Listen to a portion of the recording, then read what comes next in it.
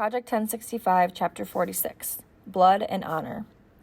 The Hitler Youth initiation ceremony took place in a massive electrical power plant just outside the city. One wall was filled with switches and dials and little gauges with moving needles. Another was covered with Nazi flags, red, white, and black bunting, over which hung a banner that read, "We were born to die for Germany." Huge turtle-like generator housings stood in the background like giant sentinels, electrical gods there to watch our induction into the Olympic pantheon. They thrummed with a frantic hidden energy. The whole place had a sense of power, of modernity, of the future, which I guess is why they held the ceremony there in the first place.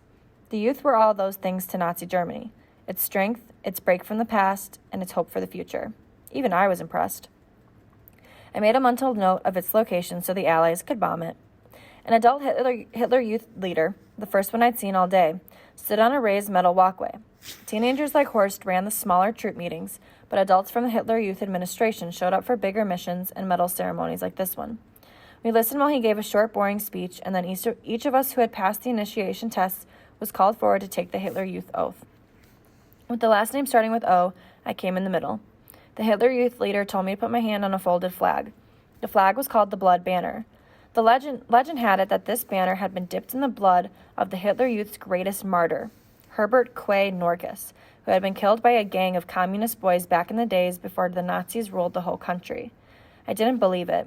That Herbert Norkus had been killed, I believed, but I couldn't believe his blood was really on this flag. We were just one small unit of the Hitler Youth boys in Berlin. There were hundreds more groups in the city, and thousands more in the rest of the country.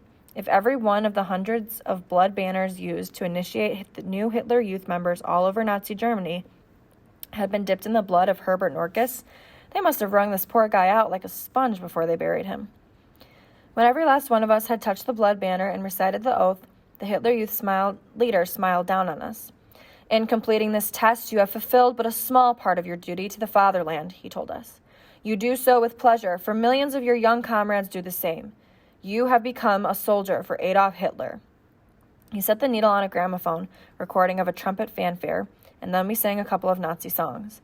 The last one ended with the words, "Today Germany listens to us, and tomorrow the whole world." But the boys changed the lyrics, as they always did, to, "Today Germany belongs to us, and tomorrow the whole world." I got a cold shiver, and it wasn't just from my dunk in the pool. If Hitler ever conquered the world, this was how he was going to do it, by turning all of Germany's youth into his willing soldiers. At last we were all given the thing we had coveted the most, the Hitler Youth dagger. We would wear it in a metal sheath on our belt from now on, wherever we went. It was a symbol, a badge of honor that said we had made the cut. The room rang with a collective shing as every one of us pulled our daggers from their sheaths, at the same time to marvel them. The handle was black, decorated with a red and white checkerboard diamond with a swastika in the middle. A finger guard curled over one side of the hilt. The blade itself was only 6 inches long, but it was an inch wide, and engraved on it were the words Blut und Ehre, blood and honor.